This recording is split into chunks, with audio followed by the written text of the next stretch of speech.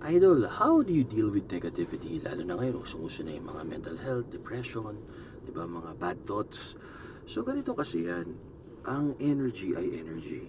Kung positive yan or negative. Kumbaga, ang mundo natin, pag naulan, hindi naman niya pinipili kung masama kang tao o mabuti. Pare-pareho tayo mababasa sa ulan. Ang apoy, pinapaso niya mabuting tao tsaka masama. Ang alam lang ng mundo is yung frequency. Kung ano yung thoughts natin. Usually nga kung sino pa yung mabait, siya yung kinakabahan na baka bukas walang makain, baka masaktan niya yung loob nito pag tumanggi siya. Tapos kung sino pa yung coops, yung masamang tao, siya pa yung walang pakialam, carefree. So mas mataas yung energy niya.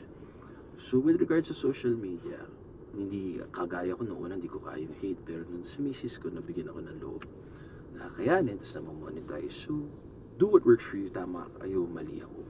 Pero yung mga energy na nakakuha natin or bad people, talagang may ganun, wala tayong magagawa. Yung suggestion ko, continue being you, be a good person, and isipin mo yung sarili mo, love yourself. Yung health mo, yung mental health mo, yung spiritual health mo, yung physical health mo, mag-workout ka, para sa future family mo, mga anak mo, para kumaba buhay mo.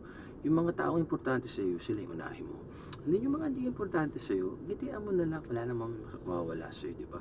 Actually, pag marami nga inggit sa iyo, maraming pumupuna sa iyo, ibig sabihin, gusto nila yung buhay mo, may ginagawa kang tama.